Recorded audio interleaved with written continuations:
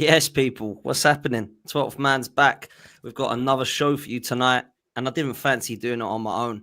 If I'm honest with you, I'm still not 100%, and there ain't really so much for us to talk about, and there's only so much that I can continue saying. So I thought what I'd do is bring on a few regulars, a few of the elites, a few of the best gooners out there to discuss what's happening. I know there's the Club World Cup, and I know a lot of you are watching watch-alongs, and I know a lot of you are probably watching the game. But if that's not for you and you fancy a little bit of Arsenal chat, then you're at the right place. So make sure you lock in. Make sure you hit like and subscribe. Make sure you've downloaded Match Bingo. You can play it right now with the Club World Cup going on. So make sure that you scan the QR code or click on the link in the description. Get Match Bingo downloaded. And let me know if you win. I was literally on one of the games a couple of the games ago as a Nations League. I was 2 away from winning £150. So it is quite fun and it is quite good. So make sure that you do that. Match Bingo is where it's at. And it's quite fun. Does it all automatically for you as well. So you don't have to sit there ticking off stuff like old school bingo. This is all modern day app stuff. So it does it for you, people. So make sure that you've done that. Big up to Hooks, who's on. Hooks, how you feeling, bro? You've got COVID like me, Lurgy. How you doing? I'm still mash up, man. I feel like I'm in Jamaica. I'm just hot all the time, man. So yeah, but hopefully, fingers crossed. Hopefully by tomorrow, the day after, I should be calm. So yeah, let's just see. Yeah, 100%. Kenny, good to see you again, bro. How you doing? Yeah, I'm all good. I think France is probably hotter, but in England today, it's absolutely baking today.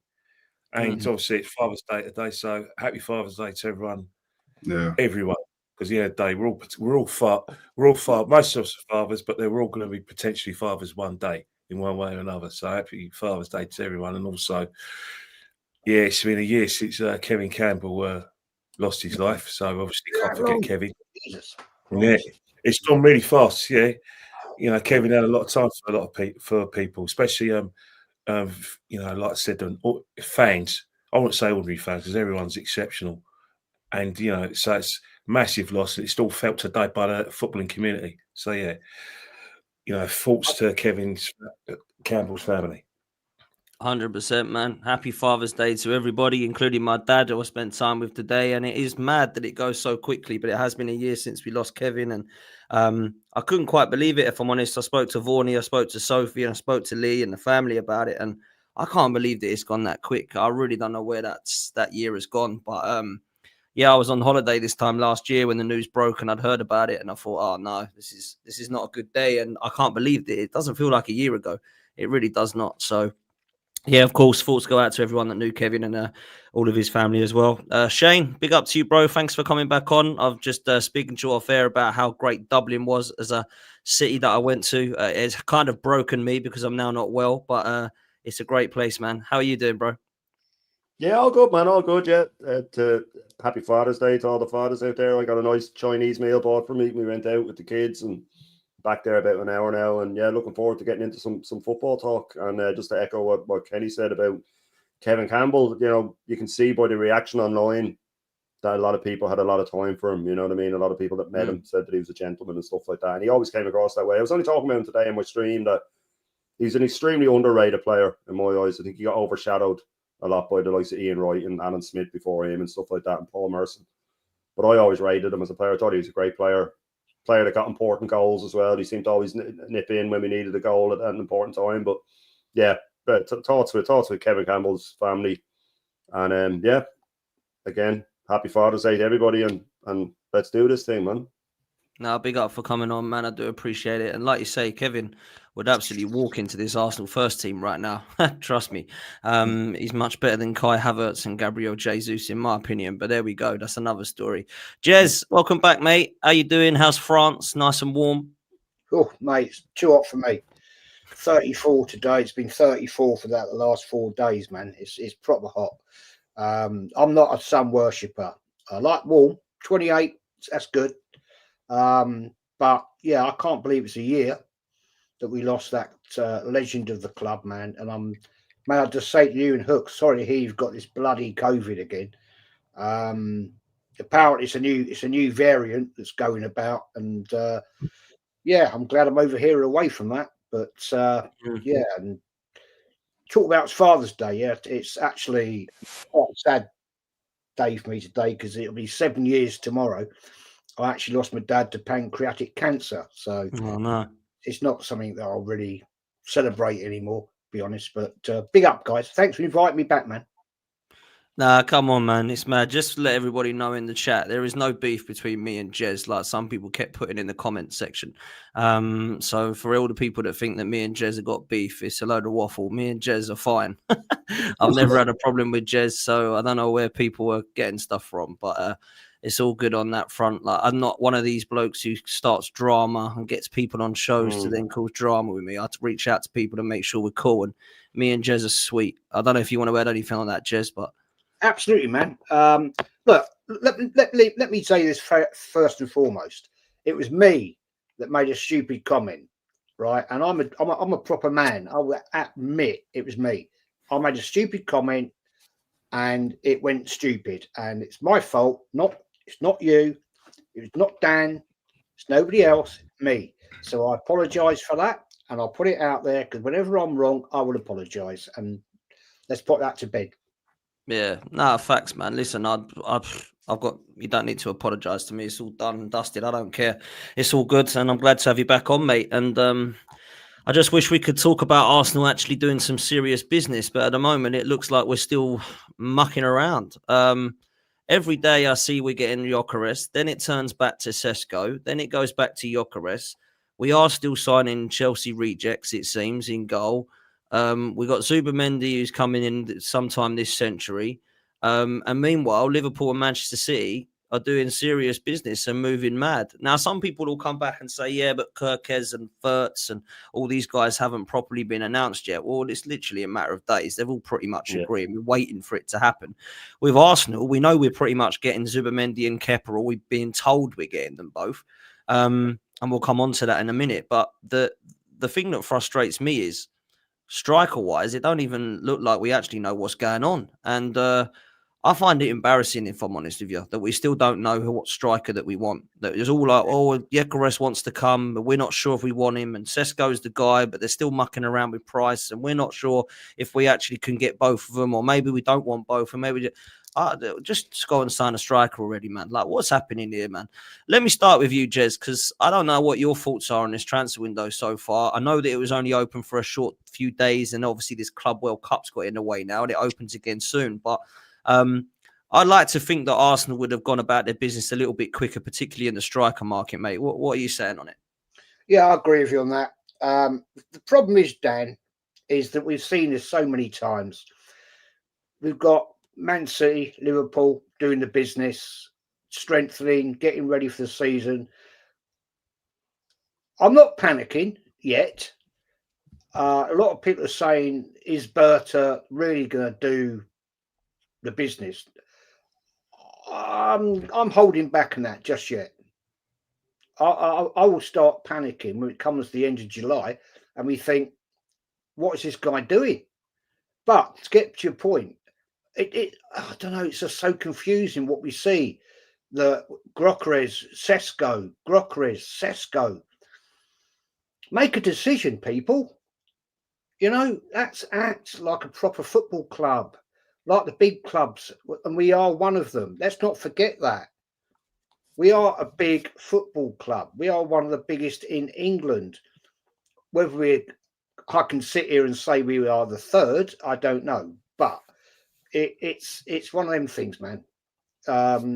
It's the Arsenal way, isn't it? We just go and we waffle and we mess about. We give it all the big large, and then we just do nothing. Well, come on. This summer, we have got to do big business. Because not only that, guys, we've got players that need to leave. They're not good enough. And they need to go out the door as well. So, I don't know. Are we gonna get those? If we get rid of Zinchenko, right? He needs to go. Jesus, we need to get rid of him. Not good enough. Finished. Injury prone. No, come on. We've got to do big business now, guys. If we're actually ever going to compete and actually win a Premier League, And I'm not falling for the crap. Second. I don't fall for that. Right? We haven't done it. We haven't delivered. We ended up in a worse position last season behind Liverpool on points. Yeah, second. Don't win you nothing. I'm not impressed. I'm not impressed. I don't see that as progress. Ended up 10 points behind when we were less points behind the season before. No, sorry, don't work with me. But come on, Arsenal. Come on, Arsenal. Sort yourselves out. Right? We brought this guy in, Berta, supposedly, who's actually going to do the damage. I'm holding my breath. Yeah, I'm holding mine as well, if I'm honest with you. For me, it was the positive of this window, Andrea Berta. And I'm not going to start losing my head because there's still a long way to go. But I think what's frustrated Arsenal fans, Hooks, I'll come to you next before Shane, because I know you don't have long today, mate, because you're not feeling well. Do you think the reason that Arsenal fans are becoming a little bit more peeved is because of what Liverpool, Manchester City were doing? What I mean by that is if everyone was standing still, waiting for this Club World Cup and getting sort of business lined up a little bit after that, I think people might keep their heads. But when I'm seeing Manchester City buy pretty much 8 or 9 players across 2 windows already, boostering their squad, good signings as well. Ait-Nouri's a good signing, in my opinion. Obviously, Reinders is a wonderful talent. Ryan Cherky looks an absolute baller. Obviously, on top of that, you've got Liverpool doing business with Gyokeres and Frimpong coming in at fullback. They've got Florian Wirtz. That's, for me, the marquee signing. Now that puts Arsenal behind, and that's why I've titled it Manchester City and Liverpool have left us behind, because they have, bruv. And I think that's what's peeved us a little bit, Hooks. I don't know if I agree with the statement that we're being left behind by Man City and Liverpool. Like the Man City one is a bit different. Like I imagine that they kind of like sped up a lot of their business because they are in the Club World Cup. So, and they obviously acknowledge that it's sort of like a pre-season for them. So they wanted to give themselves A, the best chance of winning the Club World Cup, and B, they wanted to get as many of their core group of new players coming in, embedded into the team as quickly as possible. So I don't really pay attention to what Manchester City. I don't think Manchester City are a good barometer to use. Anyway, with the Liverpool stuff, like the only confirmed signing that they have is Frimpong. So they're pretty much in a similar scenario to what we are with Kepa and Zubamendi in regards to Gyokeres and Wirtz. Like, and I guess our equivalent of, I guess, the magnitude of a signing of what Wirtz is, we haven't gone for that signing yet. Like, we're still trying to figure that one out, whether it's Rodrigo, whether it's Gyokeres, whether it's Sesko, whether it's all three, who knows? But we haven't quite figured that one out yet. I honestly think that the reason why I don't know if I want to call it a delay, because like, I mean, it's only the 15th of June, and like really and truly, I don't care when the players come in, as long as all the players that are going to be called for next season are here before pre-season starts, which I don't know, we've got like another 20 odd days, something like that. I think we're trying to get the best deal. Like, I feel like we're trying to be financially smart. Like, and that's and something that we're doing now that, you know, I don't think that I've seen us do under Edu, at least, is we're not chasing one target, like just chasing one target, trying to get that one target, spending like 3 to 6 weeks on that one target, and then either that target comes off or it don't, and then it's like back to the drawing board. Like, we're actually chasing and working on multiple deals at the same time, trying playing them off each other and trying to get the best deal for ourselves that we can just trigger when we're like, okay, cool, we're happy with those financials, and we just trigger it. Like, that's the way that I'm viewing it. Obviously, you know, I could be wrong, and don't get me wrong, like, we all like the dopamine hit, right? Of breaking news. Arsenal agree fee with yada yada yada for yada yada. Yeah, we all love the dopamine, but really and truly, like, as long as they're here before pre-season starts, I don't know why Arsenal fans are like angry or up in the air or anything. I know that like all of us are watching Berta with a keen eye to see what he actually does in his first transfer window, but there's still a lot of the transfer window to go. So yeah, I'll reserve my judgment on Berta until the end of the transfer window. I'm trying to stay as calm as possible. Obviously, as someone that creates content, you know, you want things to happen fast. So, you know, we can get those streams live and get those videos dropping. But really and truly, as long as we get in our core signings before preseason starts, it's a non-issue to me, at least.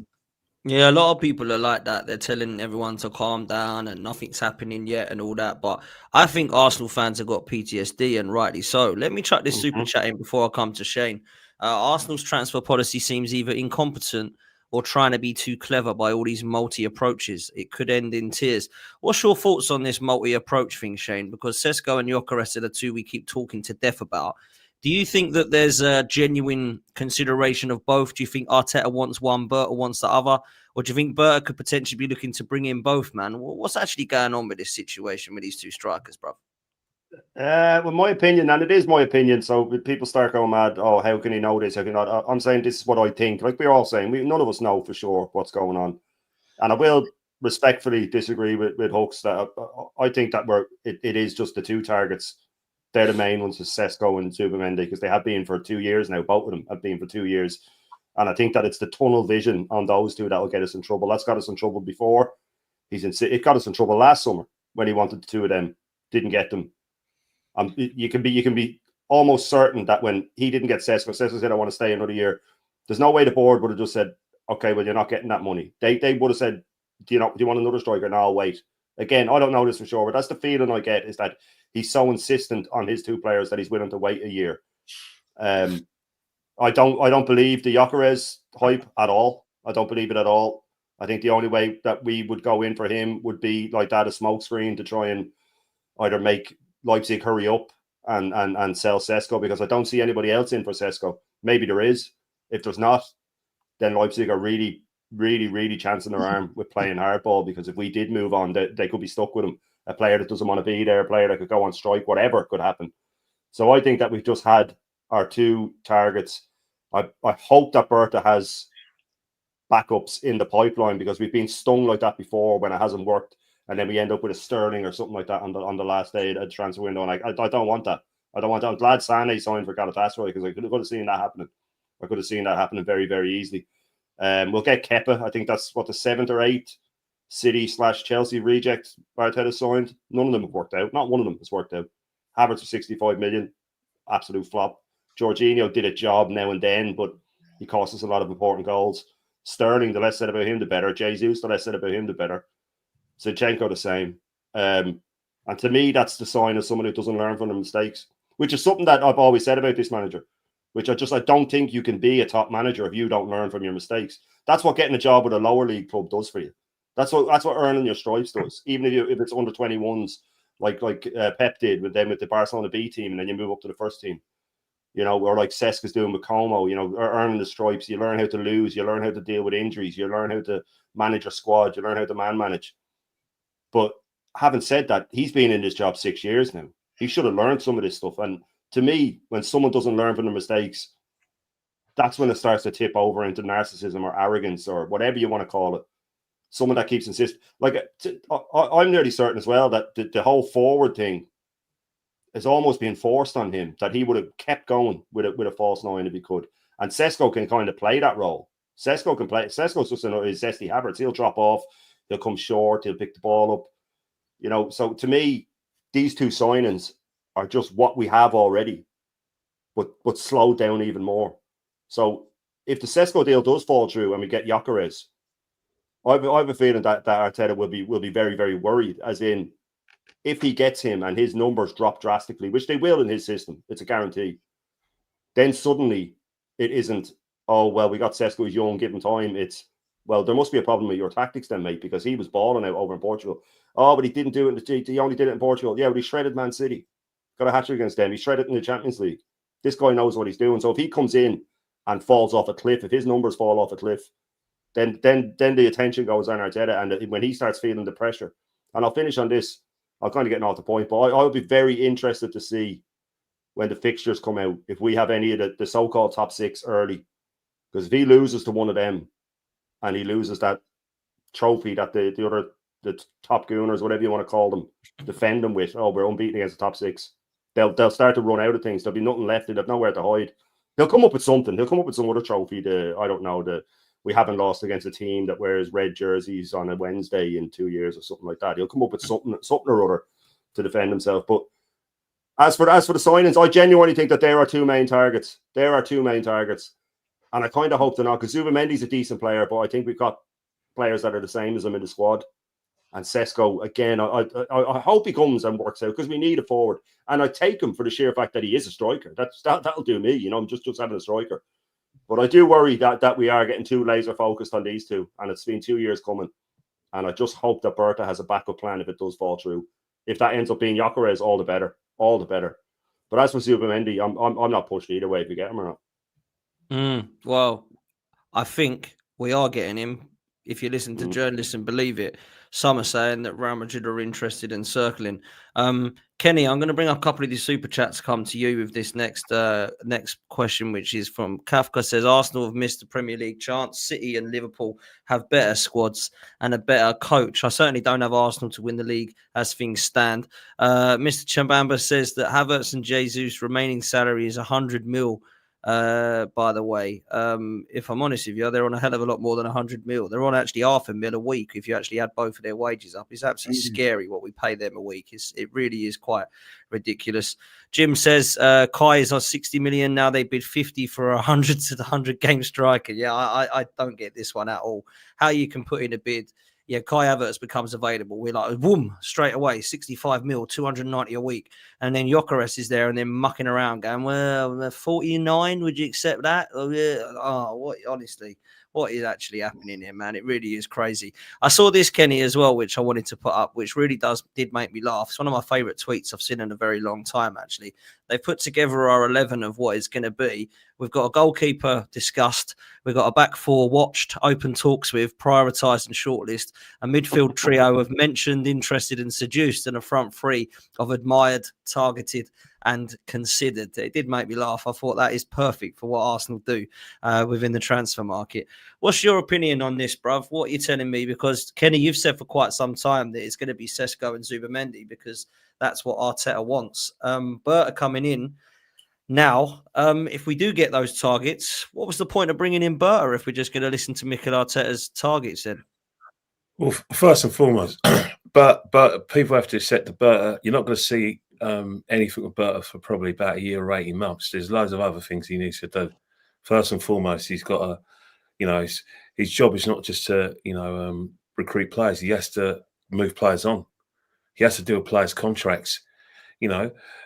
One thing that is a fact in football is that the sporting director and the head coach or manager, they never get on. They're always going to clash because they're both after the ear of the main man, which is Josh Kroenke at the football club. So watch this space in about a year's time or 18 months' time. So you're not going to see anything in Berta.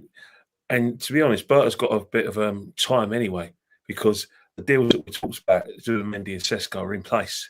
They're long-term deals. Most of the groundwork's done. It's all about having the medicals and getting them through the door. Obviously, anything can happen. They can change their mind, which they're entitled to do. It's they may feel they can win trophies elsewhere, but all the discussions with their representatives and the players they're all in place. So that gives Berta time to do other things, other aspects of his job. Just make suggestions about how much we're going to pay a player. Deal with the players' salaries, which is an issue, a massive issue, especially when it comes to PSR. And let's face it, this transfer window had nothing to do with Arsenal. Nothing to do with us. It was all about consolidating and getting players over the line so they can play in this inaugural World Club Championship tournament. Because at the end of the day, that's where the money is going to be from now on. Teams are going to want to play in it because just like the League of Nations, the right team was going to win it. And when the right teams win it, that's when the competitions expand and they're here to stay. So I'm still of the opinion that you won't see the most best of Berta. I'll be absolutely shocked if we get Gyokeres. I really would be stunned. But Arsenal have to be interested because if there's a release clause or he is available for sale. Big clubs have to circle around him. People can put 2 and 2 together and get 4, and they say, right, who needs a striker out of all the big teams? It's always going to be Arsenal. So we're always going to be linked with Gyokeres. You hear loads of things from Maurizio. You hear people linking things here and there. I'm still of the opinion that Arteta wants Sesko, and Gyokeres is probably going to be his plan B. How they play it together, you tell me. I wouldn't be convinced. But I do share the sort of worries of they're on the panel that all we're hearing about is these two guys. What about other issues in the team? The left-hand side is still a massive issue. Can't rely on Lewis-Skelly. As well as he started, next season is going to be a litmus test where he's going to have to develop his game. People are going to know what he's good at and what he's not good at. So it's one of those things where we've got to look at that. And then we still got the sort of the Martinelli issue and the Trossard issue. Regardless of how much you love these players and how much you rate them, they're not good enough for Arsenal Football Club. They're not going to get us win the league. They're not on the level of Saka, no matter how many games they got. Don't get me wrong, they have a few good moments, but in terms of consistency, they're not going to help us. So again, I'm a bit sort of like, how to say it, I'm a bit concerned that we're not hearing anything about links to them. It seems like it's these 2 long-term deals and that's it. And I do worry that if we do get these players, that's it. We still need another 4 players, at least. Because if we go with just those 2 players, we would have freshened up a bit, and we'll probably be better on the ball in Europe. But I do think that if we want to, compete in every sort of competition that we're involved in, I don't have any confidence that we're going to go all out in the competitions. I just think it's like last season, all the eggs, the league, and Champions League, which is the most difficult competition to win because Liverpool, they weren't actually got a full quota of their squad, and it wasn't really a team from a slot team. He just basically said, right, let me just change things a bit. Let's get Salah, doing what he does best, being an attacking force. And next season, that's when he's acted. He's definitely going to. We know for a fact he's getting in Verts. He's humming. We know Frimpong's there. We know that they're going to get other players on the line, so they come out of traps pretty quickly. Man City have no choice but to come out of traps. So the league's going to be so hard to win, and then you've got the situation where both those teams are in the Champions League as well. So we need 6 or 7. We do, and if I'm honest with you guys, I don't think we're going to get 6 or 7. I think the positions we're going to get is a goalkeeper, a defender, a midfielder, a winger, and a striker, which I think is 5.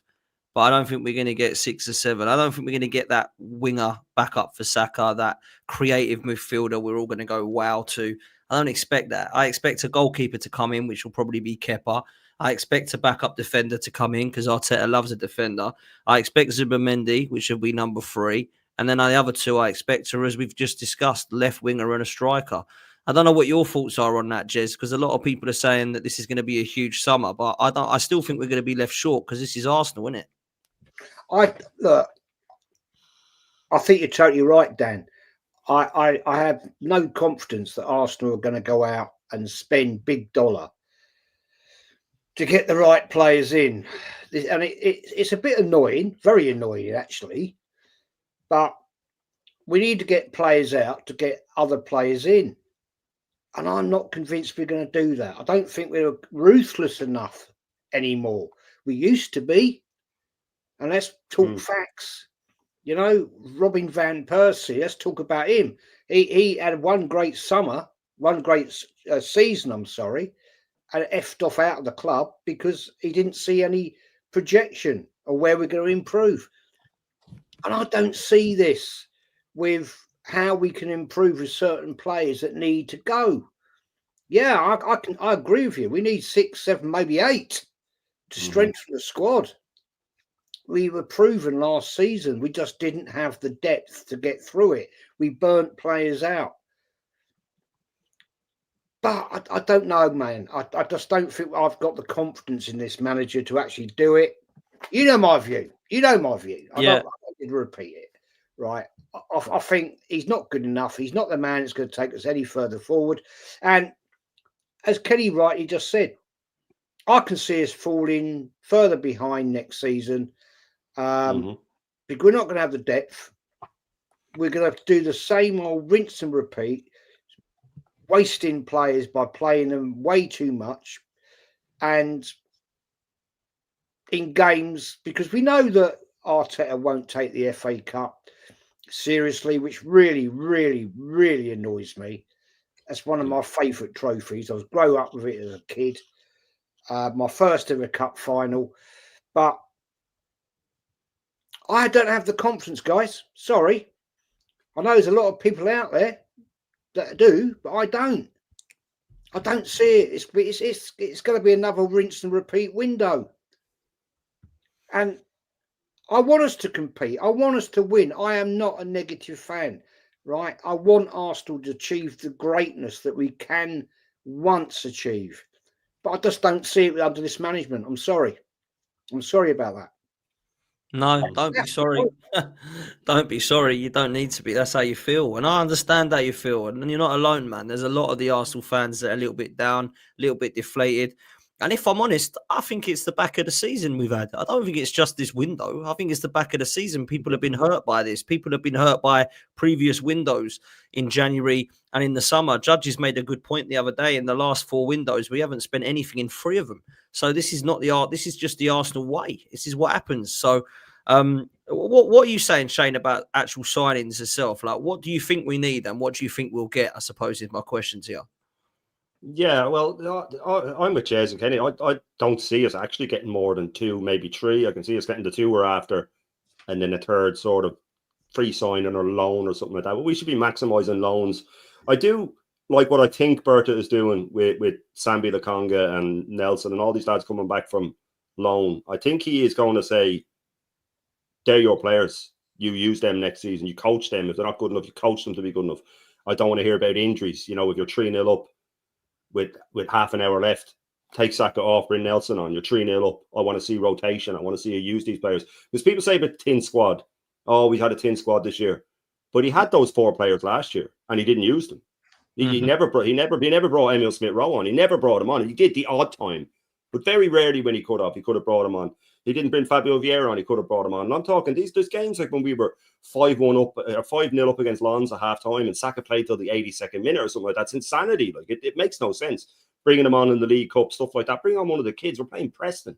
You know what I mean? You don't need to do these things. There's some decisions he makes, like not bringing Wanyeri on against PSG when we just had to throw the kitchen sink at it and you go, this is your personal pride now getting in the way. You know what I mean? But with signings, I hope Berta is saying you better play these players now. I don't want to hear about it. I'm not saying start them all the time. We know they're not good enough. But people go on about Liverpool having a big squad and stuff like that. But they're bringing in players like, you know, Joe Gomez and stuff that a lot of big clubs wouldn't look at. They wouldn't look at these players, but they can come in and do a job. If these players just get found out when they're playing 10, 11, 12 games in a row, and then you start to notice that they're not the business. Like Kivior came in and did well.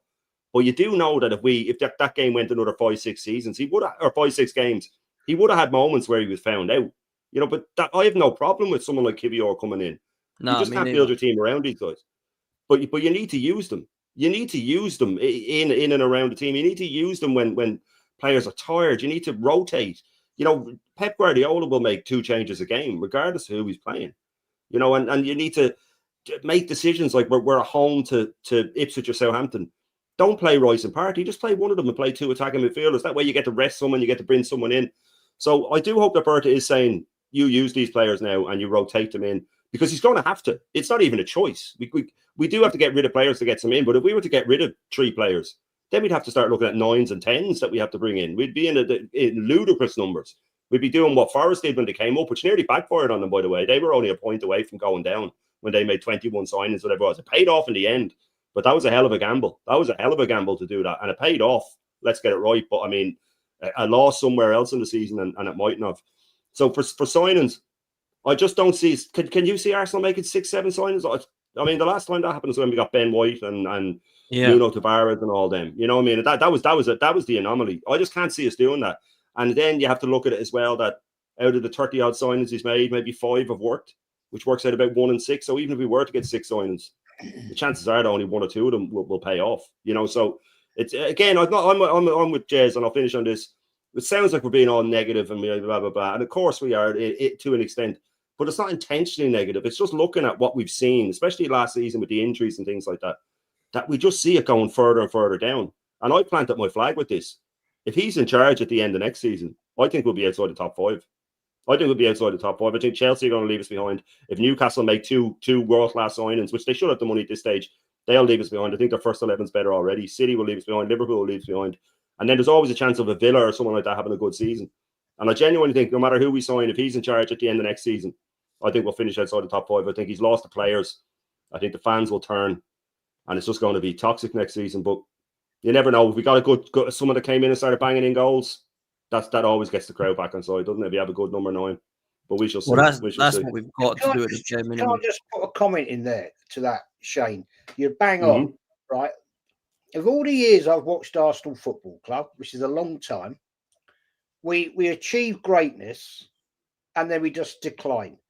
And then we rebuild and we get to a summit and we decline.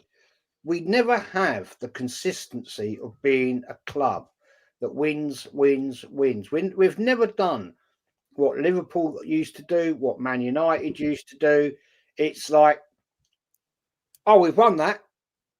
We'll sit back now. Dan, you've seen it. Hooks, Kenny, Shane, we've all seen it, man. And we just don't seem to have that killer instinct. Even under Wenger, one of our greatest managers ever. Fact. You know, we just never won back-to-back Premier League trophies. Yeah, never attained the league. Yeah. We just couldn't get it over the line. And that is what I find frustrating. And if we look at what we're doing now, right? Second. Good, brilliant. Wins you nothing. But I see people, Dan, saying it's progress. How is coming second progress? That is not progress. That is just being the same as you were the year before. Now, to analyse that, right, look at how many points we finished behind Man City. Not this season, obviously the season before. 2 points. This season, we ended up 10 points behind Liverpool. How's that progress, Dan? I know. How is that progress, man? I don't see that in my book as progress.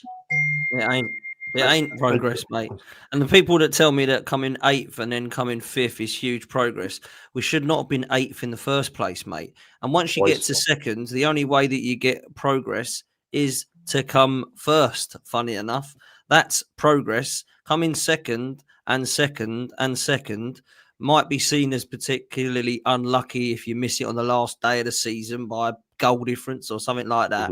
But when you've come second the way we have this season, let's be honest, panel, we have never been in a title race this season. No. We were never in one. It was an embarrassment to call it a title race. You know, those people that say, Arsenal come close 3 seasons in a row.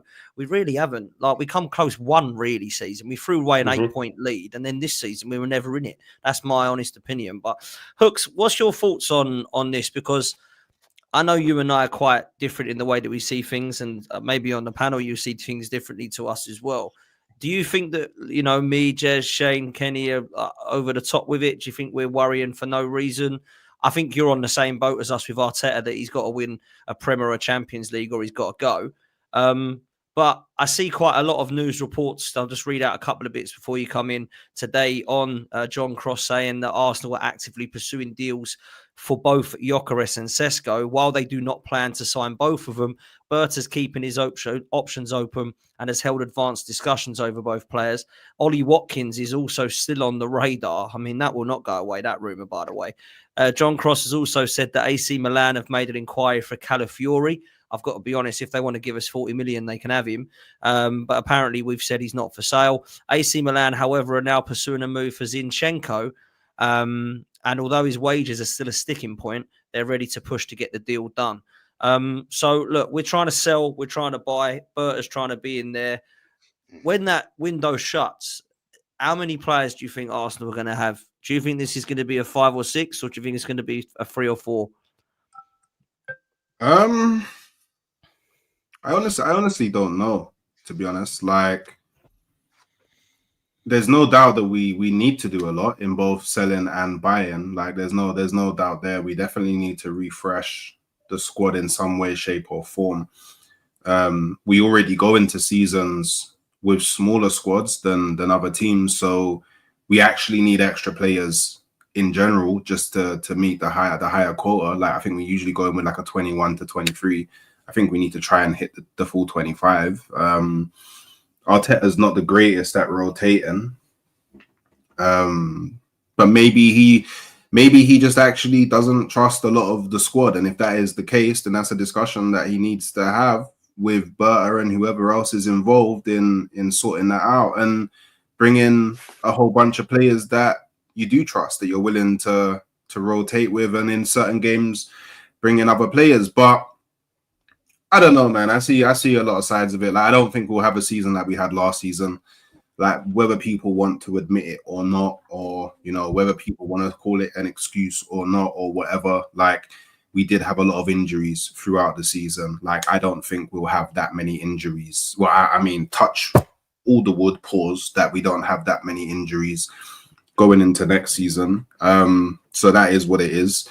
And I also don't believe just because other teams are signing a lot of players necessarily means that they're all going to click and everything's going to go best case. So that's the only thing that I don't like, is when it seems like whenever people talk about Arsenal, they always frame it from, for Arsenal, it will always be the worst case scenario, and for all the other teams, it's always going to be the best case scenario. That's the only thing that I don't really like. Like, everyone's sitting here assuming that, oh yeah, Wirtz is going to immediately be cold. Frimpong is going to immediately be sick. Like, Gyokeres immediately is going to be a world beater. Man City, all the players they signed, they're all immediately going to click, and Man City's going to go be some super beast. Like, you never know what's going to, like, football's not black and white like that. Like, you can't win football on paper. So, you know, as long as we upgrade in the areas that we need to upgrade in, like, people need to remember that, yeah, cool, Arsenal fell off, but we fell off and finished in the exact same position that we finished the season before. Other teams fall off.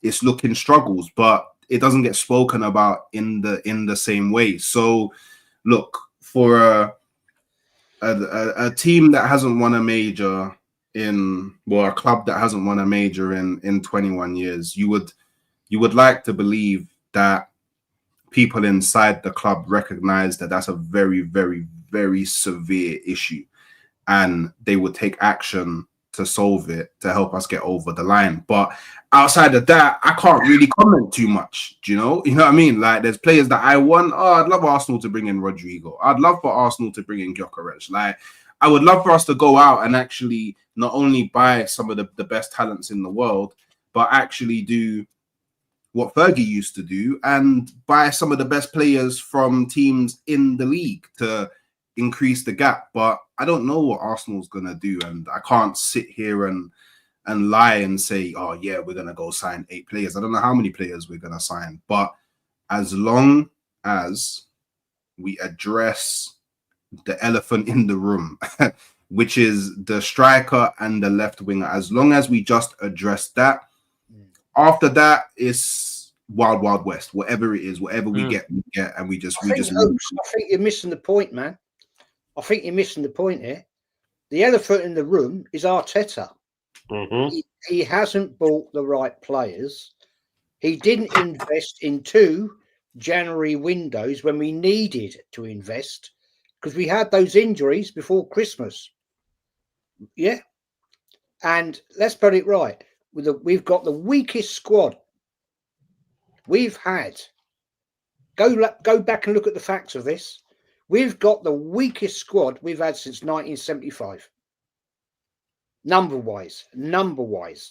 Again, Hooks, that was down to lack of investment by the club. And the club in 74, if you, well, I don't even know if you were born, mate. So I wasn't born in 74. We nearly got relegated that year. We got away with it by drawing the last game of the season. It was a mess. Then Bertie Mee resigned and left.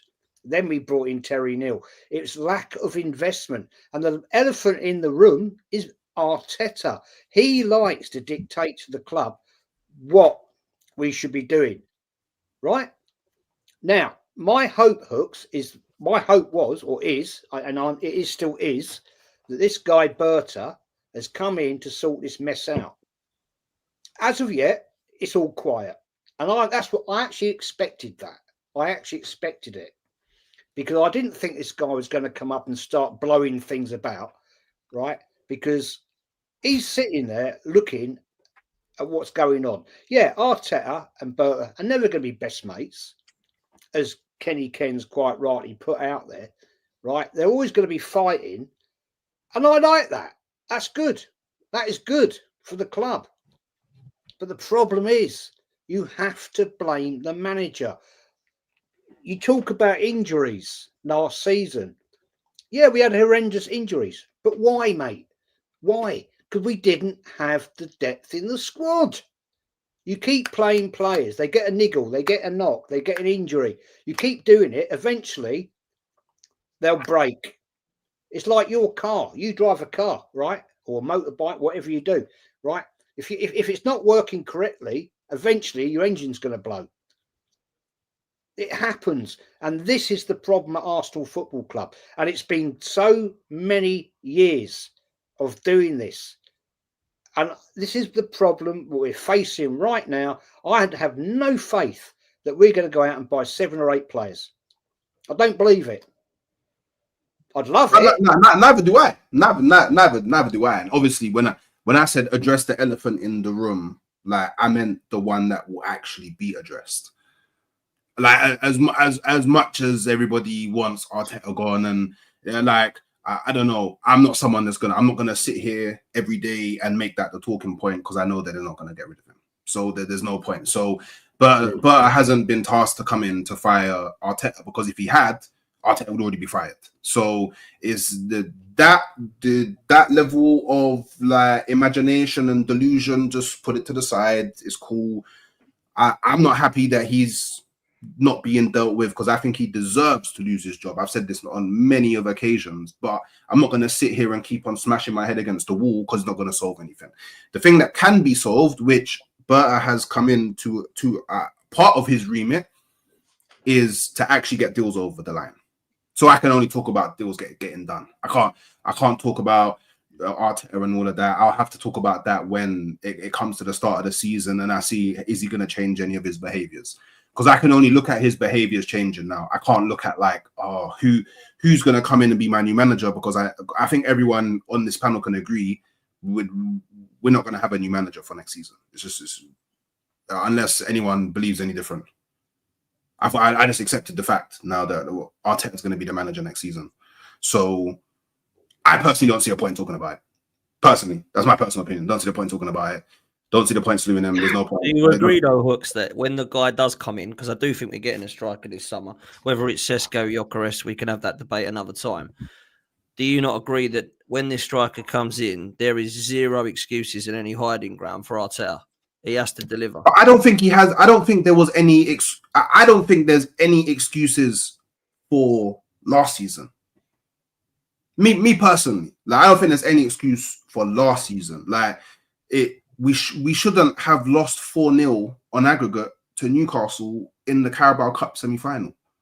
Like, there's no excuse for that. Like, it doesn't matter what happened. Like, we shouldn't have lost, or actually no, we shouldn't have drawn the amount of games that we drew last season. There's no excuse for that.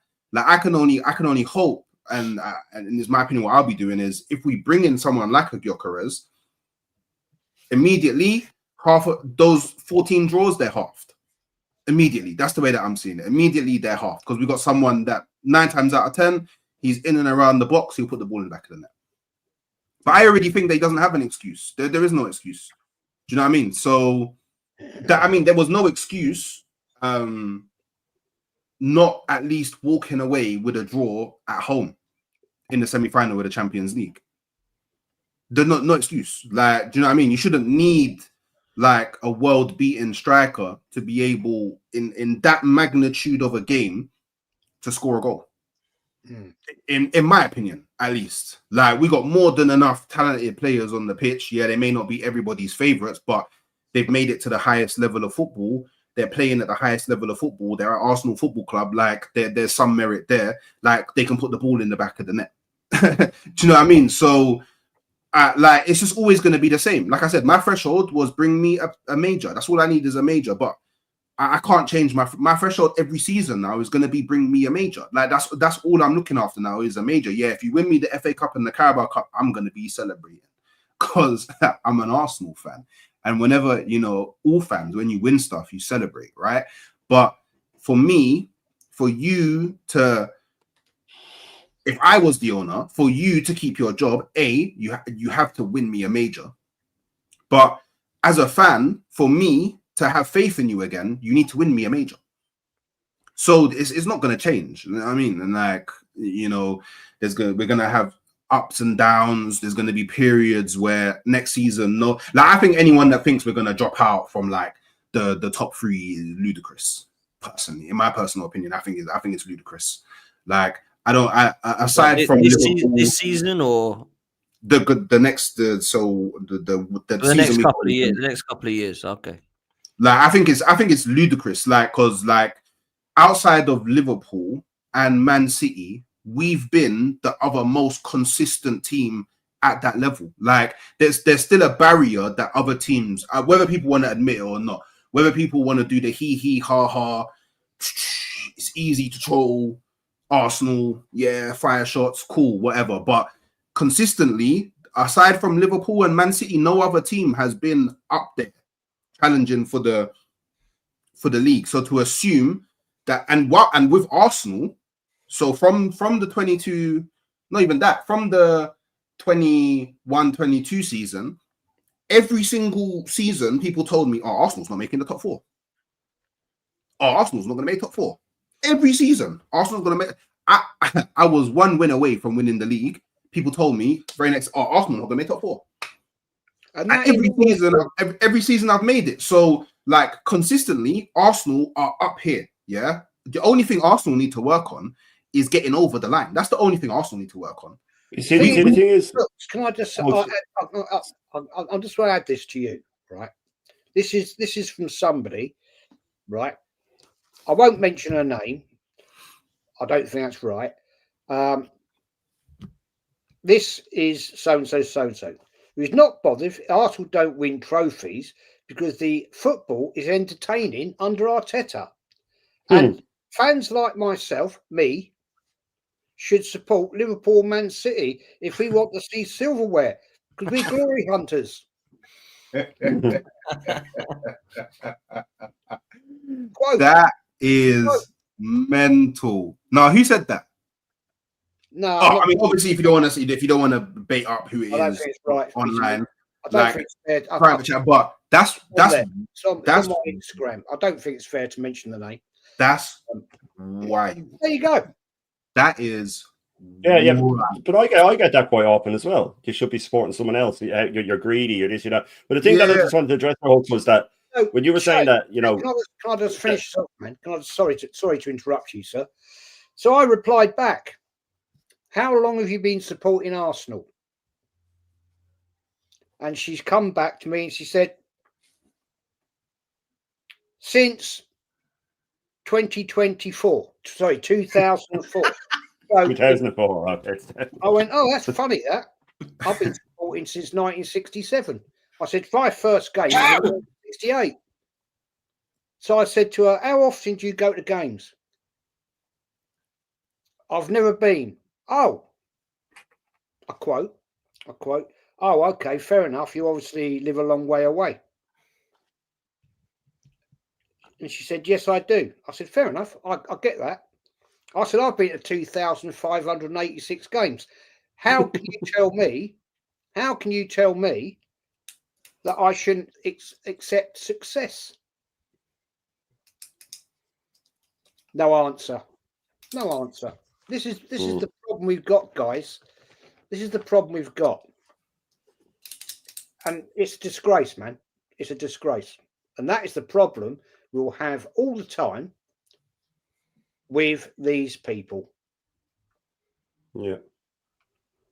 And I know, I agree. And I just wanted to touch on something Doug says there, which I understand his point that City and Liverpool, we're the next, we're in with them as the most consistent team, and to assume that other teams will get better than us.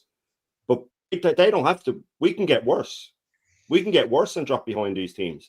And the injuries we got this season, if people think they're done with, believe me, they're not, man. There's no way that you can have 3 grade 3 hamstrings, you can have ACLs and all this stuff without there not being a knock-on effect. You can't have Ben White playing for 3 months on a knee injury and be fully right again.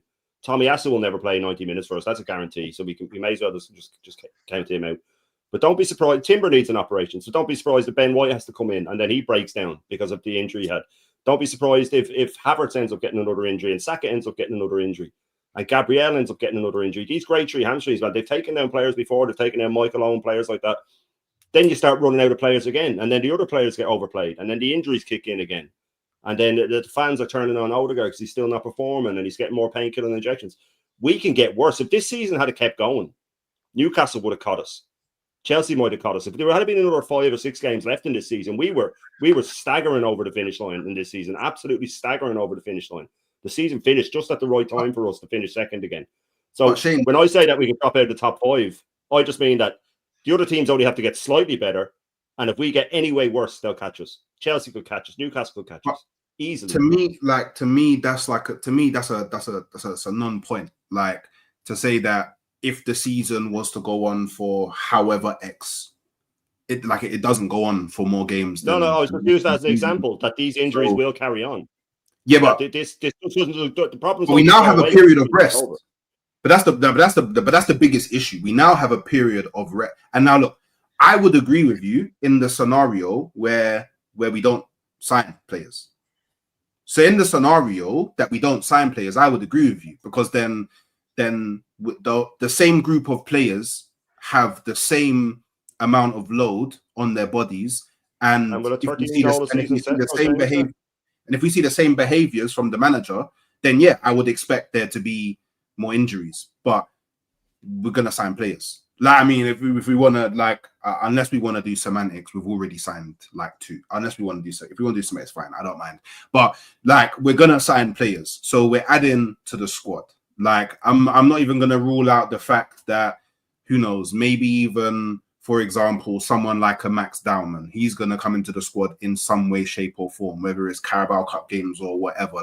Maybe this season, Arteta decides to use more of the reserves or more of the youth in the Carabao and the FA Cup. Who knows? There's so many different things that could happen. But because I expect us to sign players and address key areas, at the very least, I don't think we're going to run into that scenario. We could still run into that scenario. We could innit? We could have another season where injury after injury after injury, and people start falling like flies. And I mean, then it is what it is, right? At that point, what do we do? We got players that are injured, then we have to hope that the players. If we add 3 players to the team, fair enough, right? If we do add, say, 3 players, but do you think there'll be no outgoings? Yeah, but the people that are outgoing are people that don't play. But who's sellable that doesn't play? Zinchenko. Right. Okay, that's one.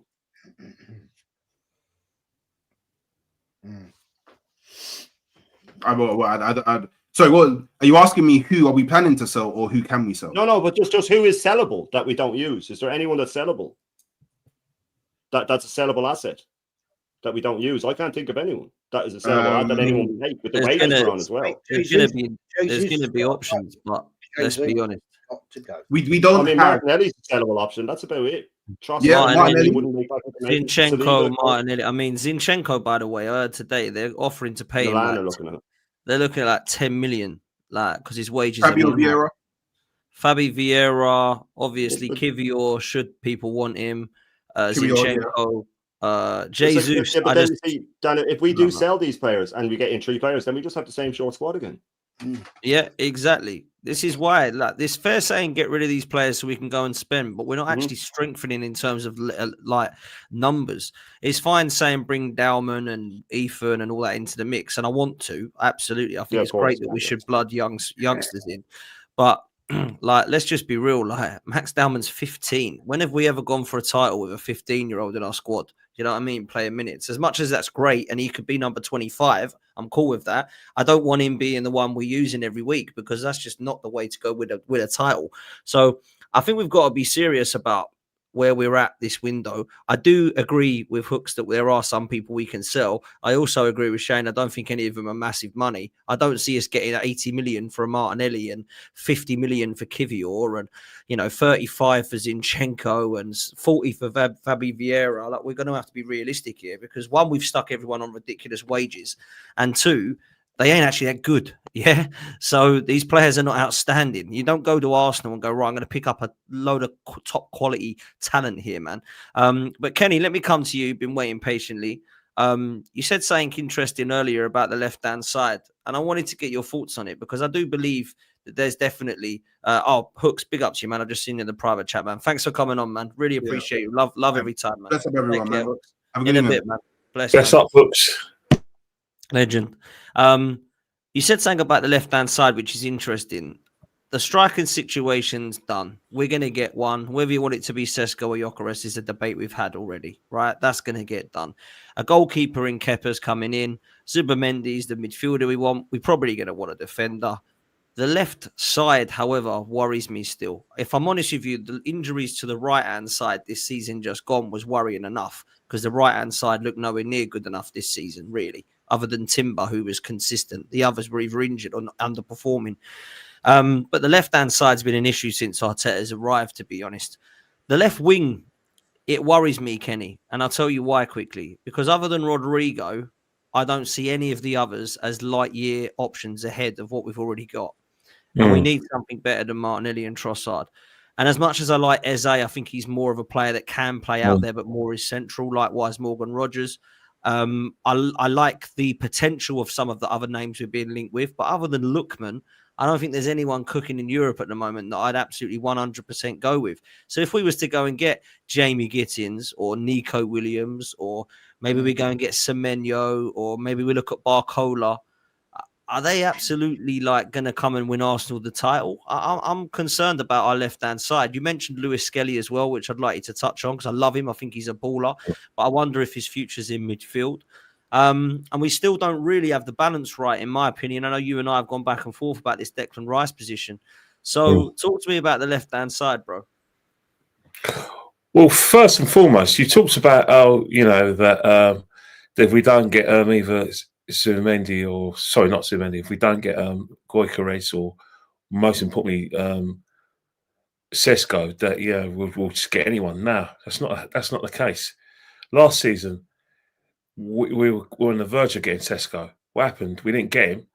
We didn't get a striker. We waited for Sesko to become available. So that's still my thinking, that Mikel Arteta's not just going to get a striker. There's only plan A and probably plan minus B, which is Gyokeres. In terms of left-hand side, that's a massive concern. That is a massive concern. There's a lot of people who are Man City fans just in the chat that's saying that there's so much Martinelli hate. Well, you only have to watch him all season. You only have to watch the podcast. There are a lot of people who are fans of Gabriel, who said the same things. It wasn't personal. The things I said weren't personal. The things that we cited is that he can't beat his immediate opponent, the right back, and the right back has an easy time. He's not hitting the boxes as much as we like. And up front in front of goal, he's not the player he was a couple of seasons ago. And these are conversations that I wasn't just raising. These were universal conversations. The season before, we were having the same suspicions. We do need to upgrade there. At the moment, I don't think Mikel knows who is his best left-hand sided player. At the beginning of this season, it was Trossard, but Trossard fell away a bit. Martinelli improved slightly, and then he became the main. They're, in my opinion, both not good enough to play for Arsenal. They both haven't made the significant development that Saka has made, as I said before. So we do have to look on. In Rodrigo, top player, won a Champions League. Probably not playing his best position because of Vinny Jr., who's Vinny Jr.'s just been unbelievable for Real Madrid. His numbers and his performances shouts that he has to play in that position. But Rodrigo would be a definitely good player. Nico Williams did well in for Spain and the Euros. Had a good League of Nations, but his heart's set on Barcelona. All staying at Atletico Bilbao. So that's a different situation. But there are other players. People mentioned Semenyo. Yeah, had a good season. Can he make that upgrade from Bournemouth to Arsenal? We thought Trossard could do it, and it's a massive upgrade. But yeah, Lookman, I like Lookman. I do like Lookman, but Lookman's had his chance in English football. He was at Fulham, he was at Leicester, he was at Everton, and he's playing. We found that his best football has been abroad. So there not many, top names out there. But if they're out there, we've got to find them, because that left-hand side is not consistent enough for me. It doesn't consistently hurt the opposition, and it doesn't consistently have a cutting edge. At least with Saka, whatever you say about Saka, you know that he'll make something happen. Even when he's not at his game, he'll get a goal, he'll create a chance, he'll draw a foul. You just know that. It's a given. And you know that 90% of the time he'll make the right decisions. Some Arsenal fans say he's world class. I think give it a little bit more time. He's close to being world class. But at least we can have that conversation. I can't have that conversation about Martinelli and Trossard. Do me a favour. Martinelli, elite. Do me a favour. Trossard, elite. Don't make me laugh. Is this a Benny Hillworm sketch or something? And then you've got the situation with the left-back situation. Arteta is another situation where it was Kieran Tierney, and then he wanted someone who could invert. Then it was Zinchenko, and then Zinchenko couldn't defend, and then it was Calafiori, but Calafiori's a centre-half, and then we stumbled across Lewis-Skelly. I think he's had a fantastic season. Is he like long-term our left-back? Not convinced. Really not convinced. And even if he does play in that position, we still need a top-class left-back. We need a left-back. We had one, mate. Kieran Tierney. Yeah. We had one. But he decided that Kieran Tierney isn't his cup of tea. And he decided that 3 years ago now. Because 3 years. Wouldn't you agree? Wouldn't you agree, mate? We've debated this many times. Yeah. Right? Wouldn't you agree? When we had Kieran Tierney in his first season, his link-up play on that left wing with Martinelli was that was the point I wanted to make. Yeah. Oh, definitely. Yeah. With that, you think Martinelli needs an overlapping left back? I think he needs a decoy. I think he needs a decoy. He needs someone to overlap so he can have the two options. Yeah. But you know what the situation is that Mikel's part of the problem, but I think football has dictated that the Kieran Tierney's of the world are not required. Because the way football's going on now is that it's not just Arteta. A lot of managers, especially down the left-hand side, they're obsessed with inverted players. I mean, you only have to look at even the German side, where they started having an inverted player. Who was the captain of West Germany when they won the World Cup in 2014? He was a captain. He took over from Ballet. Small guy. Lahm. The first invented. Guardiola did that with him, though, at Bayern, though. That's what sparked that. Guardiola did it with him at Bayern. Even if you look at Robertson, but if you look at Robertson, he inverts. Obviously, he's still provisioned down that left-hand side, but he still inverts. So we need to get someone in the ilk of Robertson, because Kieran Tierney, obviously, he's at Celtic now. So, but we've had to get used to it for 3 years. That Mikel just wasn't impressed. Let's not forget when Kieran Tierney was fit and Zinchenko wasn't available, he was playing other players but Kieran Tierney in that position. Yeah. You know what I mean? Yeah, I think that Pep is done with this now, Ken. I think he's done with the inverted thing. I think he's signed Aït-Nouri now, and he's going to get the almost three number 10s. He's going to push them in and have overlapping fullbacks. So I think he's done with it. He's moved on. I think he saw Liverpool win with fast football, Newcastle won with fast football. when Palace break, they play fast football. PSG play fast football. And the version of his football that people are playing now, when Southampton and stuff come up and think they can do it, you go, you don't have the players to do it. You don't have the players to do it. We barely have the players to do it. The whole inverted thing, I just think it's a curse on football, full stop. I don't see the appeal to it. Like you said with Robertson, do it the odd time. Do it the odd time. But you need to overlap. Wingers need someone overlapping. They need someone as a decoy. You don't always have to use them. You can shape to use them and come back inside. I hear what you're saying. But I think it is. What the situation is, when you look at football in general, first thing you look at is that it's all about the midfield. You win. You basically, if you want to win a Champions League and dominate in the league and win 90% of your matches, your midfield has to be perfect. Which means, from an attacking point of view, when you're on attack, you have to have the numbers. You have to have the spare man in midfield, and that's what the inverted play is all about. From a defensive point of view as well, is that if you're trying to attack, defenses, a lot of teams nowadays, they stop the overload. We kill teams. We make it very difficult for teams to overload, and that's why the inverted player is basically needed, because it's the extra man going down the sides. And I think that's until we change the way we play and we start going back to the basics and start playing with width, the inverted left back, not so much right backs, you don't really see inverted right backs, but left backs for some reason. But Timber will a bit now if he's at right back. Who's that? Timber will a bit now if he's playing at right back. He'll invert a bit. Yeah, he did to a certain extent. But Timber's a better defender than with the wingers that you're saying that. Oh, sorry, go ahead. No, I just think that Timbers is a better defender than Benjamin White. With Benjamin White, he's a perfect for the overlap. But if you look at Benjamin White, even before his injury, I always got the feeling with quick-footed left wingers, he struggled a bit, and that made poor old Saliba come out of position. And then if you move the ball quickly, you got space down the middle. So I think with Timber in there, Saliba doesn't have to sort of, get in areas where he leaves gaps because he's helping out his own right back. Yeah, but when you said about us with the wingers coming back and killing off other teams with the overlap and stuff like that, do you not think we've overdone it though, to the point where I think a lot of the injuries are coming from it? I mean, and it affects us going forward. By the time we break, I've seen Martinelli break forward, and just at that last moment, he's just out. He's just gassed out. He's completely gassed out, and he snatches at the ball.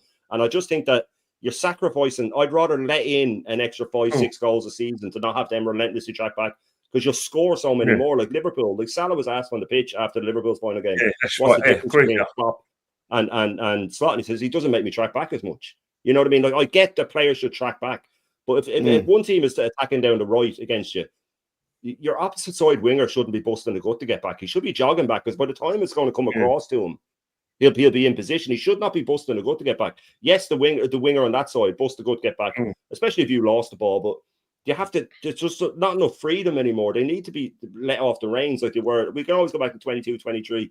And yes, people say that Saliba's injury and all that. But to me, I think that we got found out that season. I think that when everyone beat us. Remember Sean Dyche's first game was they beat us 1-0. Sean, we were on such a good run, and Sean Dyche took over his first game, and he completely nullified us. Saliba's injury, yes, and Tommy Yasu got injured at the same time, and we ended up having to bring in Rob Holding. I get that, but I feel that teams sort of looked at that and went, okay. So if you low blocked them, and then by the time the second half of the season came around, we were starting to get found out. That's just my view. The Saliba team was massive. I think it all coincided. But it was even in games where we were winning. You think about the Bournemouth game, we won 3-2. Nelson got the winner in the 97th minute. The Villa game, we scored 2 injury time goals from 2-2 to 4-2, but we conceded 2 goals.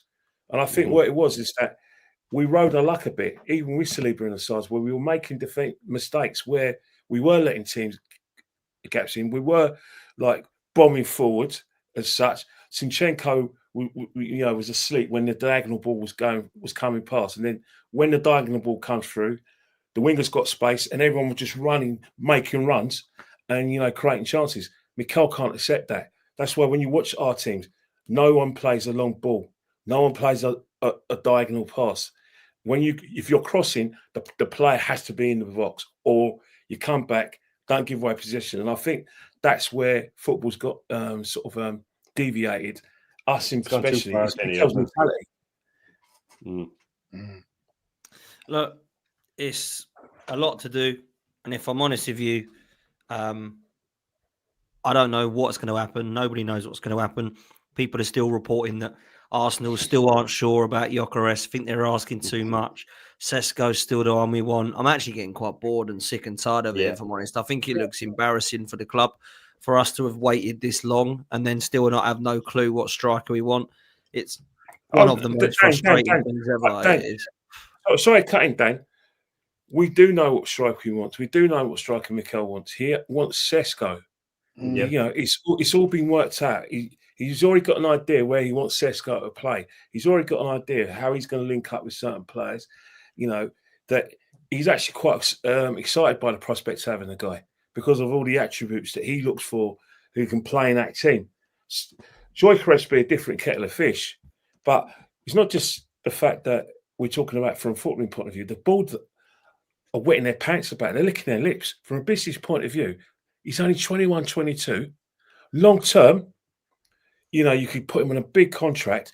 If you know, he's successful and he might get homesick, the sell on you know, money we can get for him is exciting. Whilst Gyokeres, 27, you know, obviously his prime years are going to be from 27 to 32 or 33. But with Sesko, from a business point of view, he looks, knowing the board like I suspect that they are. I'm not saying I know them, but I know Arsenal Football Club and I know how they run. They're wetting their pants about it, Sesko, from a business point of view. And that's for Arteta. We know how he plays. He's wetting his pants. That's why if he doesn't get Sesko, then it'll be no one, in my opinion. Well, this is a nice segue to you know what I'm thinking about with the Cronkies, because D King has been putting in a few super chats, which I'm going to read out because they're all linked to this last point before we close, which is about the Cronkies, right? So the Cronkies must buy a defensive midfielder, 2 strikers, 1 left winger, 1 right winger, get Jesus out, or he's Cronky out. He's also said that the Cronkies are above the manager and the sporting director, which, to be honest with you, is why I'm Cronky out now, not Arteta out, because Arteta has shown me what he is, and he's still here. And the only people that can get rid of him are the ownership. D King, Arteta has been hung out to dry for too long by the Cronkies, and he says that the Cronkies must buy 1 defense. Oh no, we've done that one. Sorry. Where else was there? We've put that in twice. If the Cronkies do not invest, it will be the old Liverpool. And he said, Shane, of course, fans can't see that we need to spend 350 million. Now, look, I'll come on this lastly, and I'll put it out to yourself, Jez, and then we'll come to a close with you boys on it as well. I'm hearing enough now. I need to see stuff. I don't want to be being spoken about. All this talk, no action crap. We've got 350 million to spend. It's a war chest. We're ready to invest. I'm going to have this brilliant summer. Arteta's come out and said we're going to have a big summer. Let's see one then, because I don't really care now what people want as a fan base. They're going to decide to do what they want. Arteta's going to get his way or he's not. And if I see that we've underperformed and we've got Arteta at the helm, I don't know how anyone can be Arteta out, because it's them up there that are keeping him in the job. And that's why I'm Cronky out. I'm sick and tired of them. In 20 years that they've been here, we've won 4 FA Cups. That is a failure of an ownership at a football club the size of Arsenal, in my opinion. So I want them out and gone. It's very difficult to do that because you need a united fan base that don't turn up to games and that get unanimous. There's no point me and Kenny just not going to a game because 2 people will take our seat, right? You need 60,000 people going, no, thank you. Enough's enough. So that's why it's not going to happen, which is why me and Kenny will crack on, because no one else cares. So why should we? But that's just my opinion. Some people love the Cronkies and love Arteta and think he's incredible and all this. So it really is this season or bust for, now, Jez, for the majority of these fans, surely. I totally agree, mate. But you've just hit the nail on the head with a gold hammer, right? Very clever marketing from the Cronkies. You don't go to a game with your season tickets, right? You've got to submit that ticket to somebody else. Me. I could buy your day ticket, Kenny. I could buy yours, Dan, if you can't go. Right? If you don't put your tickets on market, what is it called? Market something or other? Ticket exchange. Ticket exchange. Then you get kicked back for it. So it's very clever, isn't it? So you know that your ticket, somebody will buy it. So you might say, no, bollocks to this. I'm not going. I'm not going. Kenny, you might say, bollocks to this. I'm not going. Loads of other fans might say, bollocks, I'm not going to this. But if they don't put it on ticket exchange, they're going to get kicked back. So it's very clever, because they know there's so many people that want a season ticket that will buy your ticket and go to the game, come what may. So we're never going to see that stadium like we did when I had my season ticket, when Wenger was like, people wanted him out, right? And people were voting with their feet. I did. I didn't turn up. I said, no, stuff this. I've had enough. And that's when I gave my ticket up after 40 years in 2016. I'd have thought, no, I've had enough. I'm fed up with it. But you ain't going to get that now, Dan. Sorry. No. Because people will put your ticket, you put your ticket out there, some bloke will buy it, or some girl, lady will buy it. Ain't going to work, man. The only problem is, right now, is we ain't going to get the Cronkies out. That ain't going to happen. Sorry. Can't say it. Because at the end of the day, the Cronkies, Josh is the boy. He's the man. He runs Arsenal now. He's the top boy, right? He's the top boy in the firm. He will run the club as he wants it. And all the time, Arsenal get the Champions League. Arsenal get top 4, top 5, however you want to look at it. They're happy. And that is where we are as a club, man. Sorry. Facts. And unfortunately, there's a lot of the fans that are quite happy because when they started supporting the club, we were 8th. And now we're 2nd. So that's brilliant progress now. So what you're moaning about? I had someone walking along Finsbury Park the other month. I was down and doing some stuff at the studio up in London to do some filming. And he went, oh, Dan, I watch all the time. Why are you moaning all the time? We're 2nd, man. We come 2nd. And I thought, is he for real? What's going on here?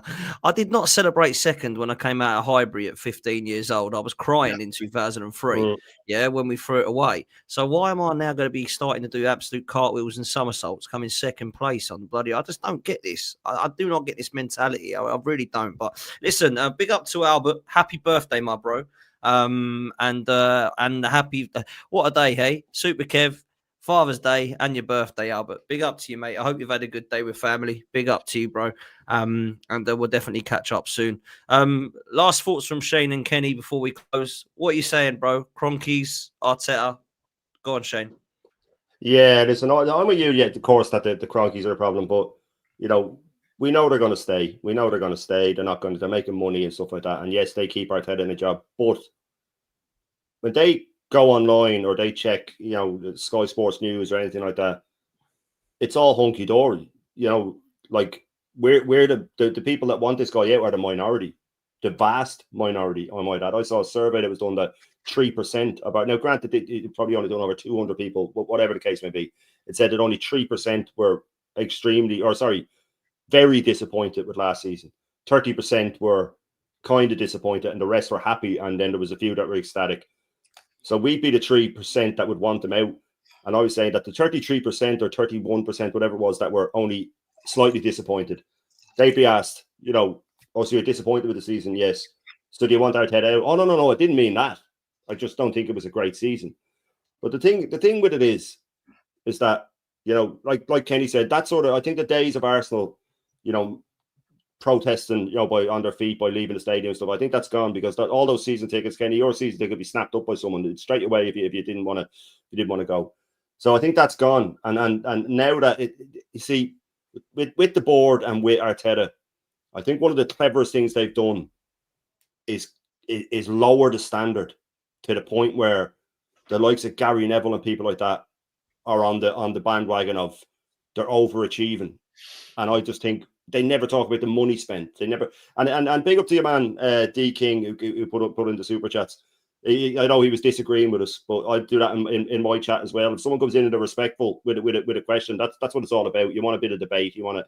The only thing is that I will say is that these people seem to, when they talk about the signings we need or the signings that sort of gone wrong, it's why didn't the board get him his signing? Why didn't the board do this for him? And when he gets the player that works out like Rice, they say, what a signing by Arteta. You know what I mean? So it's the way it's worded sometimes. The board just need to get him his striker. Okay, well, he clearly went for Sesko last summer. It didn't work out. And as I said earlier, there's no way that they said, okay, well, you're not spending the money then. I mean, they would have offered him, do you want someone else? And he went, no, I'll wait. So to me, that's just stubbornness, beyond stubbornness. Shane, that is insanity. Sorry to cut you, Shane, but it's relevant. Yeah. The fans do this a lot, right? That like Arteta, and there's nothing wrong with you liking Arteta. I've got no problem with that whatsoever. You do what you want. But what makes me laugh is we'll lose a game of football and they'll say, oh, these players weren't up to it. We'll win a game of football, the manager's a genius. When you get in a player that works, Arteta's done unbelievable getting in Rice. But when it's Fabi Vieira, oh, that was Edu. Come on, man. Like, you've got to remain consistent. And they're going to do the same with Berta. They're doing the same as you've just mentioned. Oh, £70 million to spend. He wasn't allowed to spend that on a striker. What a load of crap. Like, that is a load of absolute waffle, that. You know, and they've spent it on Calafiori and Marino instead of a striker. He wanted Marino. He wanted Calafiori.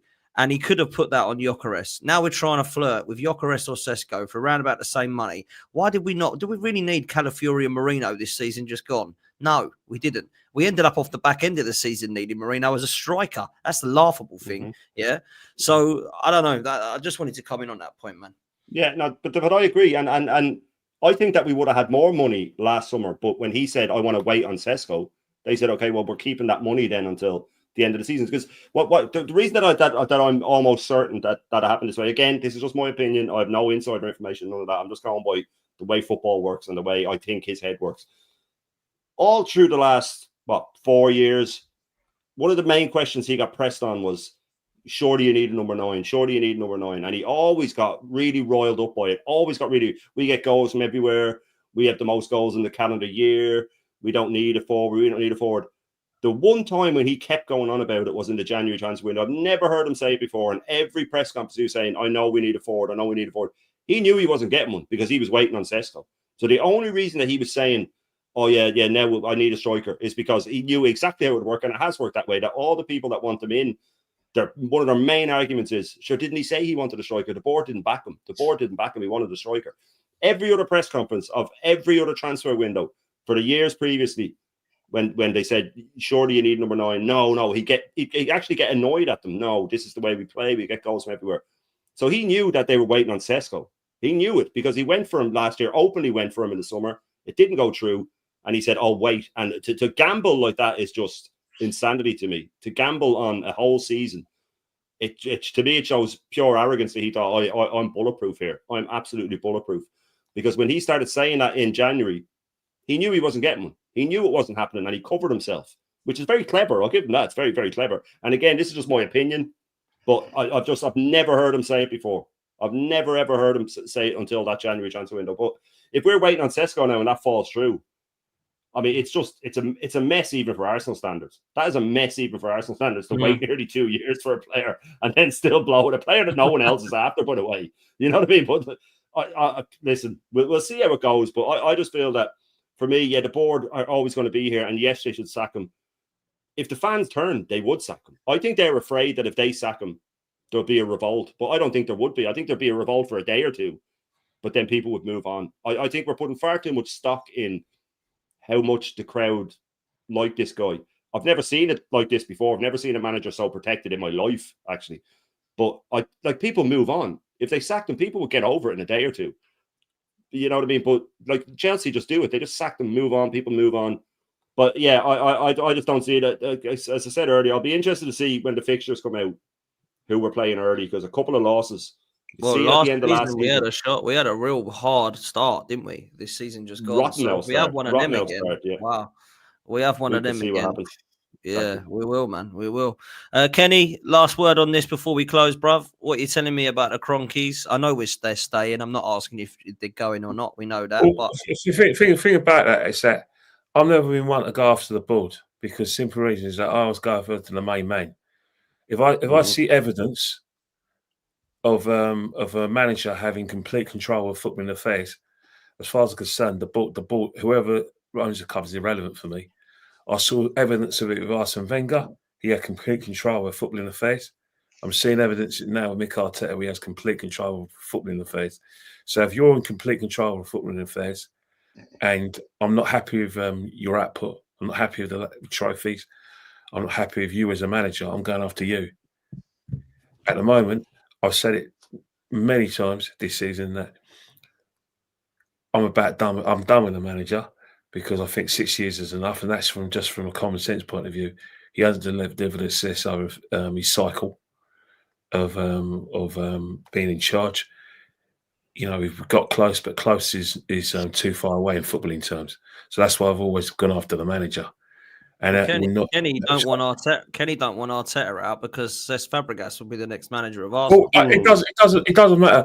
Arsenal, unfortunately, over the last 21 years, all they've done is 70% of the time they disappointed me anyway, frustrated me, and I keep on going back. So I'm sure bringing Francesc Fabregas, who treats the club like a used towel. You know, that's the Arsenal Football Club for you. But in terms of like Mick Arteta, he's the one that I 100% will be going after. In terms of like what gets Mick Arteta out, well, at the end of the day, it depends on the club really and what message they're putting through. Because right now, the messages from the club and the people who want to be affiliated to the club is loud and clear. Mikel way is the way to go. You only have to look at the Union Chapel, event where certain people who should know better were singing the Arteta song, and then you've got people we've podcast with who have got access to summer tours where they've been photographed by Edu. We've got people who basically like hyperventilate when they just get to ask the manager a question. They probably hyperventilate when the manager might call him by first name times. I mean, that's the equivalent of someone saying yes to you when you ask them to marry her. That's the way these lot are going on, and that's the thing. The club are putting around this narrative that Mikel knows best, and the reason why they're getting away with it is because at the end of the day, the majority of fans have been brainwashed into thinking this is the standards. They've been brainwashed into thinking that Arsenal's not one of the top clubs in the country. They talk a big thing, good game, and so look at Tottenham, small club. How can they be mentioned the same milk as us? And then in one swoop, they say, "Well, look where we were before Mikel got here. I mean, the club was an absolute mess. The whole team was a mess. Yeah, we were 8th, and then we got 5th. But look at the steep from 8th to 2nd, and we're competing. And teams were afraid of us. And we got the best defence, and we got the best manager. Mikel's going to be his best tactical manager. If you let him go, he's going to win trophies elsewhere. That's the narrative of the football club. The only way that narrative changes if fans get tired of being lacking success, and they will tire. The best way to do is go on TalkSport, go on 5 Live, use your voices, because it's no good you saying you ain't going to come because you lose your season ticket. I know some season ticket holders who, because they attended less than 20 games, are not allowed to renew their season tickets. So forget about sitting it out. The club saw what happened with Arsene Wenger, and they got all the fans who sat out during the Wenger years, which got Wenger sacked. They've nipped it in the bud. They tied it up. So if you do go, so what? It don't matter. They'll get you back anyway. And if you think you're even going to get a ticket as a Red member, you can forget it. They got long memories like elephants. The best way, if you want change and you're dissatisfied, open your mouths, go on phone Durham, go and phone Kelly Cates or Robbie Savage, whoever they are, and speak your mind, because it can't be just us. True. Facts, man. Well said, Vinny. Absolute facts, man. Yeah, spitting absolute truth. I've got to be honest with you. Listen, it's been a good show. It's been honest. I know a lot of people think that what we say is negative, but actually, I think what we've been speaking is truth. It's still early days. The window's not over. The Club World Cup is on. I don't know if anyone's watching it or has been watching it. I saw Bayern Munich just about scrape through about 11-0 today. So fair play to them. And I must put more eyes on it. Dad, did you watch the rest of the world first? The UNICEF match. I mean, you know, the biggest geezer scored the winner in the match. I don't know. Go on, talk to me. What happened at football at Soccer Aid? Go on. Well, the rest of the world won 5-4, and one guy who basically could walk got the winner. But then again, it was Paddy McGuinness in goal anyway. But he did do a suit. To be honest, I don't know how the whole of Old Trafford didn't have an earthquake when he did the zoo. I mean, size of the bloke, bloody hell. Fair play, man.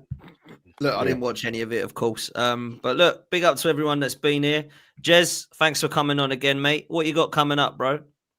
Well, right now, mate, it's all a bit fluid because I'm enjoying myself out here.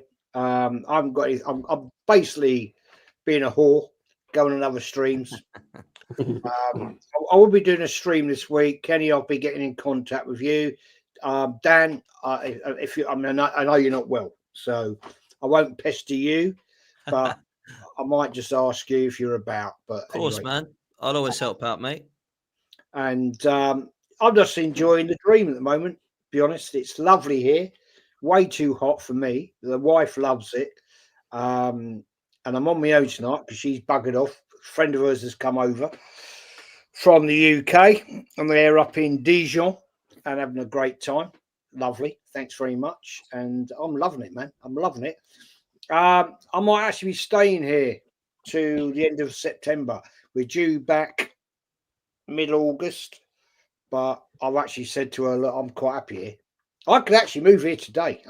We've got a house here, right? We spent a lot of money rebuilding it over 3 years. I'm loving it.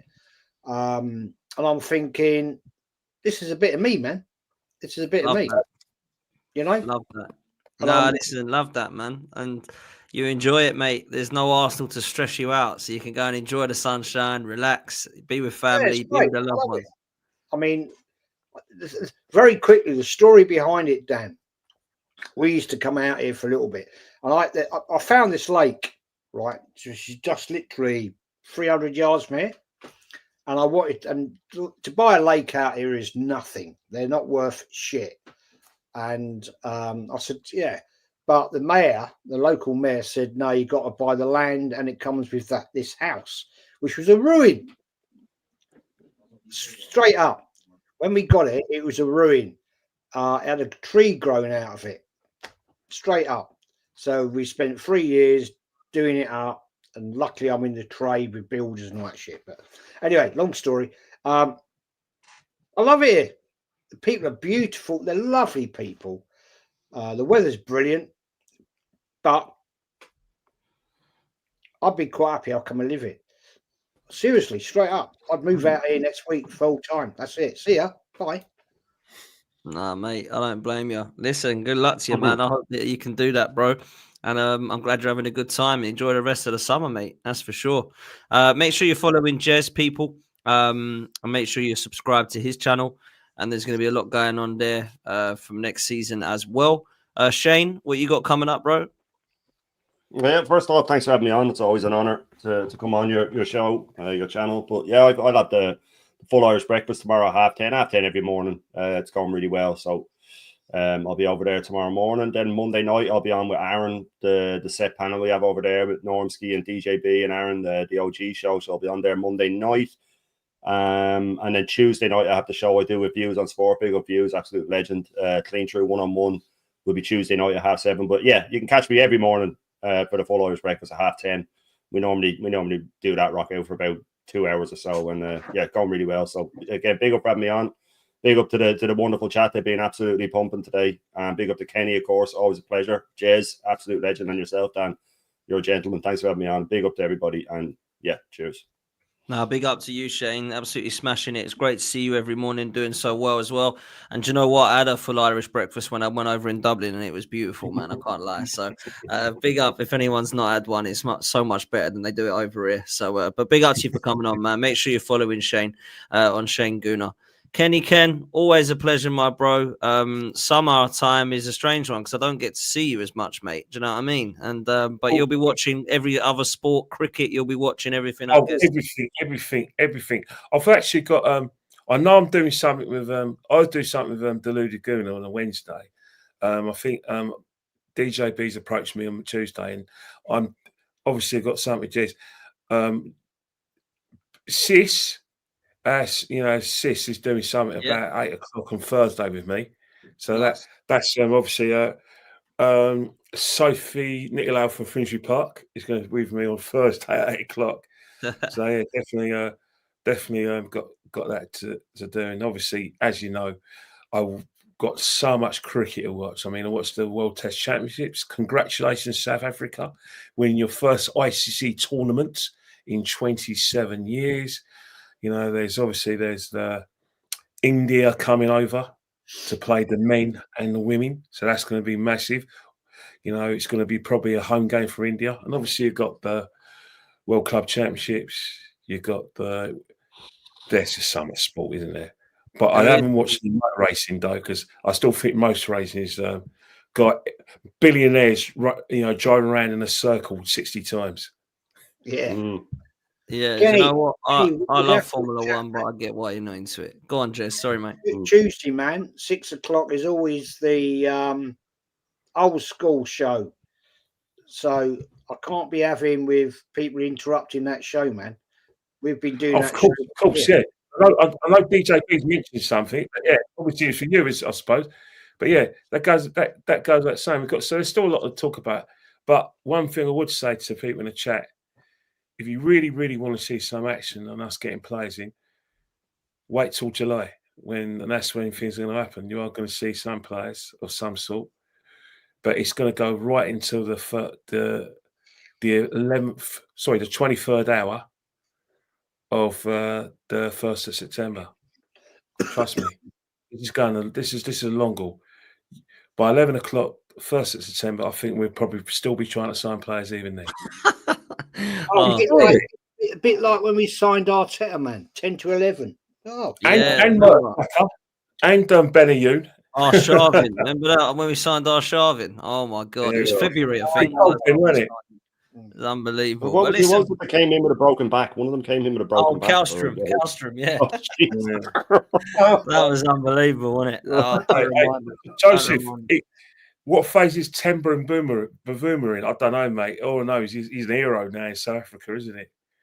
There you go, yeah. Hansi Cronje to win a major tournament for his country.